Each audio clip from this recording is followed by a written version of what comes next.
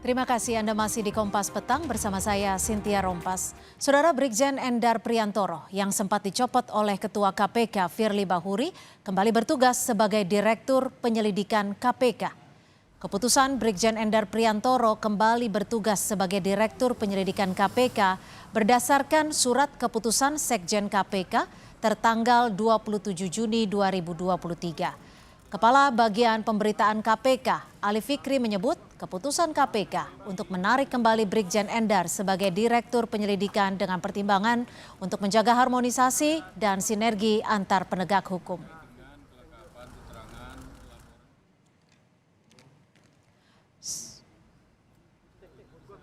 Sore ini Brigjen Endar Priantoro rencananya akan bertemu dengan pimpinan KPK setelah ia kembali ditarik menjadi Direktur Penyelidikan. Sebelumnya Brigjen Endar Priantoro dicopot dari jabatannya sebagai Direktur Penyelidikan KPK pada April 2023. Endar sempat melawan pencopotannya dengan melaporkan Ketua KPK Firly Bahuri ke Dewan Pengawas KPK hingga Ombudsman. Melalui keterangan tertulis, Kabag Pemberitaan KPK, Ali Fikri, membenarkan penugasan kembali Endar sebagai Direktur Penyelidikan KPK. Ali Fikri menulis benar kembali bertugas berdasarkan SK Sekjen KPK tertanggal 27 Juni 2023.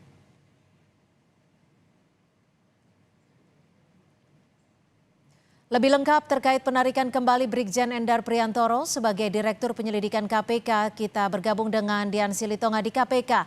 Dian, Endar rencananya akan menemui pimpinan KPK sore ini. Apakah pertemuannya sudah berlangsung, Dian?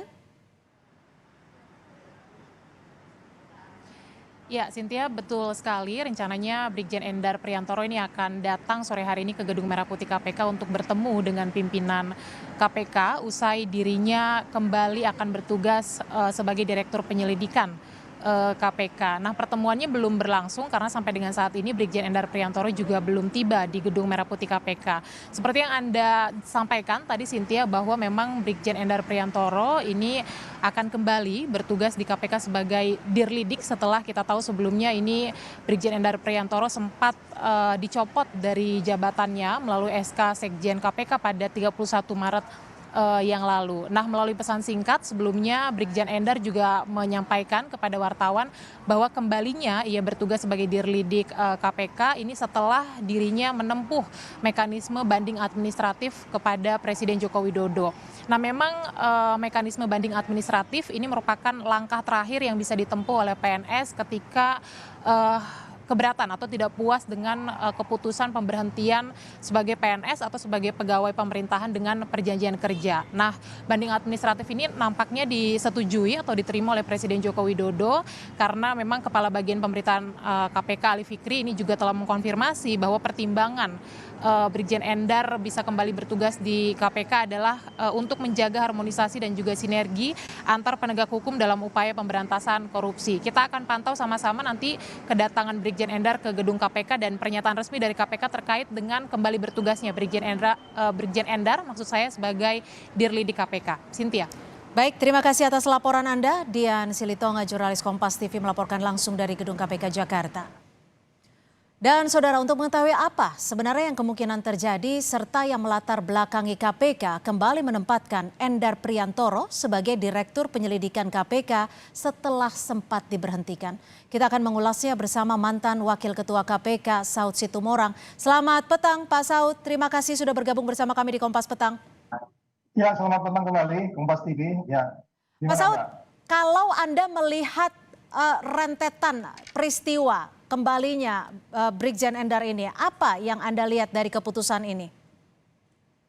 Ya, saya lihat kita logika, argumentasi, sama nalar hukum kita udah jalan semua ya. Dan kalau memang itu tadi diawali oleh Pak Presiden, tentu kita terima kasih juga karena beliau sudah kembali ke tracknya untuk kemudian melakukan upaya pemberantasan korupsi. Mudah-mudahan beberapa periode ke depan ada upaya-upaya yang lebih kompetitif dalam kasus saya kompetitif karena kita bersaing dengan para koruptor ini. Oke, Pak Saud, kalau Anda melihatnya, apakah ini bentuk dari keberhasilan perlawanan Brigjen Endar untuk kembali ke KPK, atau memang ada yang salah dalam mekanisme pencopotan dan penarikan kembali?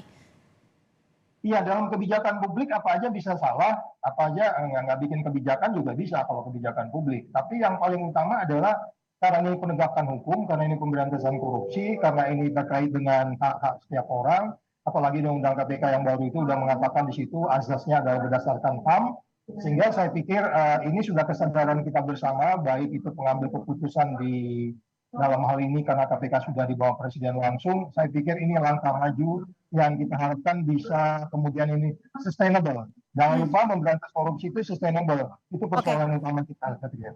Apakah ini juga mengartikan bahwa keputusan yang telah diambil KPK sebelumnya ada ketidakhati-hatian dari pimpinan KPK? Ya, bisa saja demikian karena itu kolektif kolegial ya. Kelima pimpinan KPK itu mereka ngambil kebijakan itu kolektif kolegial. Jadi kalau umpamanya ada kolektif kolegialnya kemudian mengisyaratkan Endar kembali, padahal pada bagian lagi Kapolri menghendaki dia kembali. Saya pikir sekarang sudah ketemu titiknya untuk kemudian Endar bekerja kembali untuk mengejar para koruptor di jalanan sana. Pak Saud, kalau dilihat nanti posisinya Pak Endar sendiri akan gimana ketika kembali bertugas sebagai Direktur Penyelidikan? Karena kita tahu bahwa sebelumnya ada laporan ke Ombudsman dan juga ke Dewas KPK terhadap Pak Firly Bahuri. Ya, harapan saya sih dia kembali kalau bisa nanti bikin apa ya namanya ya, karena kan sudah sekian lama pengalaman di direktur. Untuk kemudian kalau bisa jadi deputi sekalian aja, deputi penindakan. Itu akan lebih challenging buat dia. Karena kita perlu juga kita berikan dia tantangan sehingga kemudian dia lebih serius. Tapi nanti kinerjanya akan bisa kondusif tidak kalau sempat terjadi drama sebelumnya? Saya pikir teori perubahan juga mulai berlaku di KPK. Kemudian negara ini juga teori perubahan sudah mulai berlaku. Sehingga kita harapkan kita bisa dengan cepat kembali kembali lagi ke jalan yang benar lah. Track yang benar untuk kemudian sama-sama membersihkan Indonesia. Kemudian kemiskinan bisa cepat kita atasi. Oke, kalau Anda melihatnya ini ada keterkaitan tidak dengan dugaan kebocoran kasus di KPK? Singkat saja.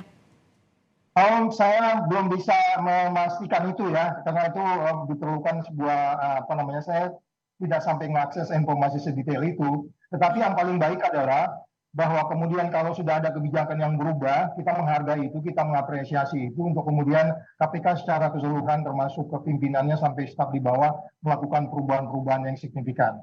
Jadi kalaupun ada apa di balik itu, saya pikir kita tutup dulu untuk kemudian kita mulai bekerja lagi. Saya pikir saya lebih cocok mengatakan demikian, Mbak. Baik, terima kasih Pak Saud Situmorang, mantan Wakil Ketua KPK sudah bergabung bersama kami di Kompas Petang.